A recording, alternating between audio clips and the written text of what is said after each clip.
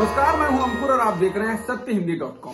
सत्य हिंदी का Android app download करने के लिए डिस्क्रिप्शन में जाइए, वहां पे एक लिंक दिया गया है, वहां से आप डाउनलोड कर सकते हैं।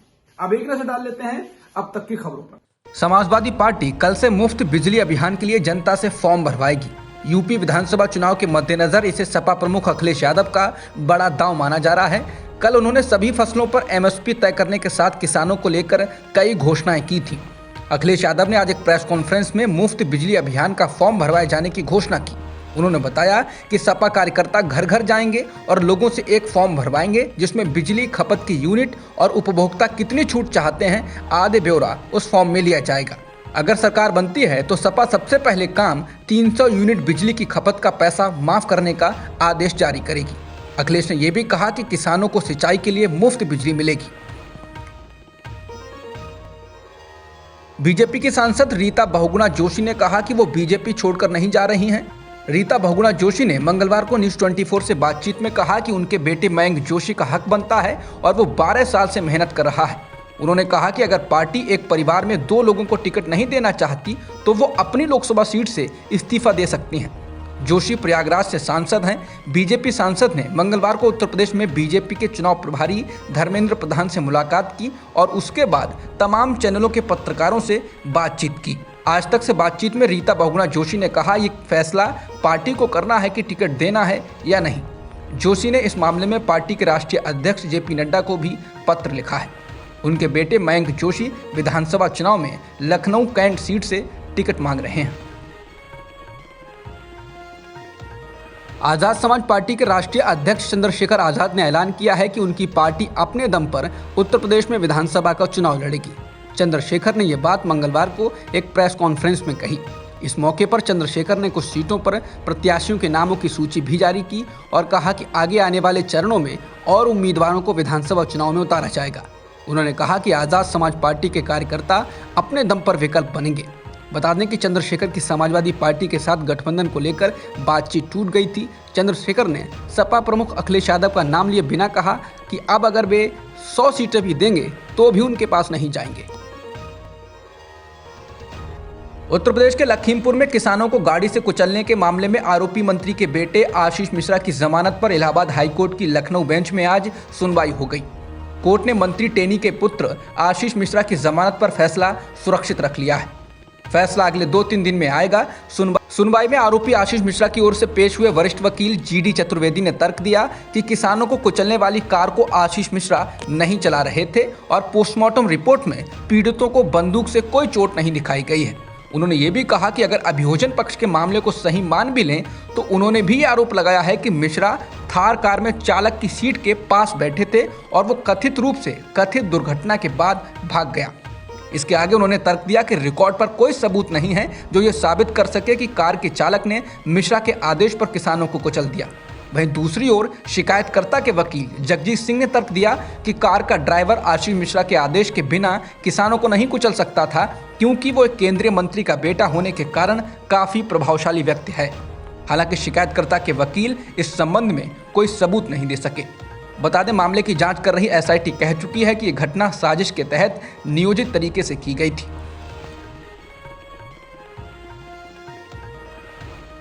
महाराष्ट्र कांग्रेस अध्यक्ष नाना पटोले द्वारा प्रधानमंत्री नरेंद्र मोदी के ऊपर की गई विवादास्पद टिप्पणी से महाराष्ट्र की सियासत गरमाई हुई है।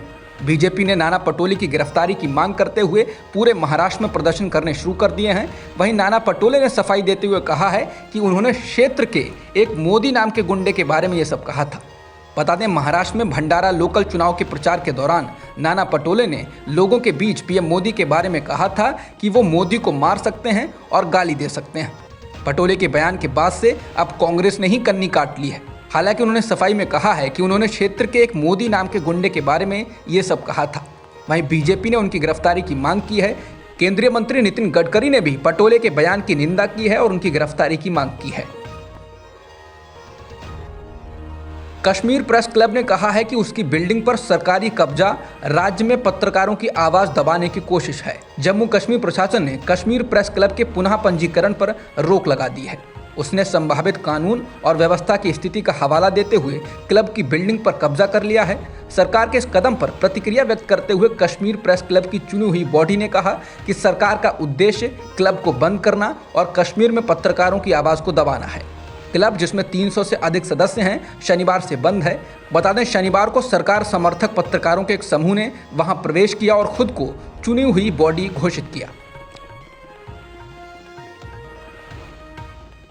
सुप्रीम कोर्ट ने केंद्र सरकार से एनडीए में सिर्फ 19 महिलाओं के ही चयन पर विवरण मांगा है और केवल 19 की संख्या सीमित रखने के कारण पूछे हैं।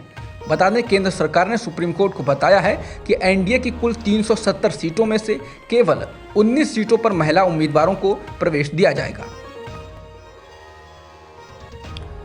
गणतंत्र दिवस को लेकर खुफिया एजेंसियों ने सुरक्षा की चेतावनी जारी की है। इसमें चेतावनी में कहा है कि आतंकवादी हमले की साजिश के संकेत मिले हैं। एक रिपोर्ट में कहा गया है कि खुफिया एजेंसियों ने जो अलर्ट दिया है उसमें प्रधानमंत्री मोदी और अन्य गणमान्य अतिथियों की जान पर खतरे का भी संकेत दिया गया है। राष्ट्रीय राजधानी में गणतंत्र दिवस से पहले गाजीपुर की फूल मंडी के पास विस्फोटक RDX बरामद होने के बाद से पहले ही अतिरिक्त सावधानी बरती जा रही है। दिल्ली पुलिस ने राजपथ और उसके आसपास की सुरक्षा काफी ज्यादा बढ़ा दी है। करीब 300 CCTV कैमरे लगाए गए हैं और चेहरे की पहचान करने वाले सिस्टम भी लगाए गए हैं। सुप्रीम कोर्ट ने भूखमरी के आंकड़े पेश न करने को लेकर केंद्र सरकार की खिंचाई की। सुप्रीम कोर्ट ने केंद्र सरकार से देश में भूख से मरने वालों की संख्या का ताज़ा आंकड़ा पेश करने के लिए कहा है। इसके साथ ही इसने भूख से निपटने के लिए एक राष्ट्रीय मॉडल योजना तैयार करने को भी कहा। अदालत ने ये बात तब कही जब सरकार भूखमरी के ताज़ा आंकड़े पेश नहीं कर पाई।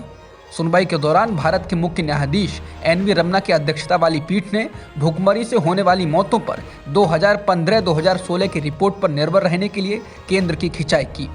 सुनवाई के दौरान अदालत ने अटॉर्नी जनरल से कहा, राज्य सरकारें भूख से किसी की मौत की सूचना नहीं दे रही हैं। क्या ये समझा जाना चाहिए कि देश में कोई भूख से मौत नहीं हो रही है? भारत सरकार को हमें भूखमरी से होने वाली मौतों के ताज़ा आंकड़े जानकारी देनी चाहिए। अपने अधिकारी से हमें जानकारी देने के लिए कहें। भूख से होने वाली मौतों से बचने के लिए सामुदायिक रसोई नीति तैयार करने की मांग करने वाली याचिका पर सुनवाई के दौरान CJI रमन्ना ने कहा, हमारा ध्यान इस बात पर है कि लोग भूखमरी ना झेलें, भूख से ना मरें।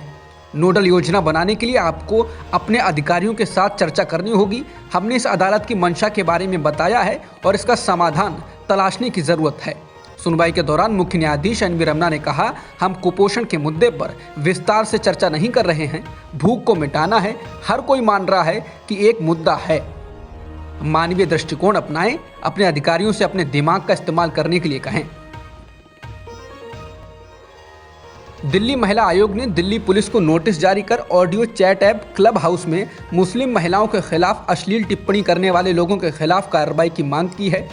दिल्ली महिला आयोग ने एक बयान में कहा कि उसने दिल्ली पुलिस के साइबर अपराध प्रकोष्ठ से उन लोगों के खिलाफ FIR दर्ज करने के लिए कहा है जिन्होंने इस विषय पर मुस्लिम लड़कियां हिंदू लड़कियों की तुलना में अधिक सुंदर हैं विषय पर एक गंदी बातचीत में भाग लिया।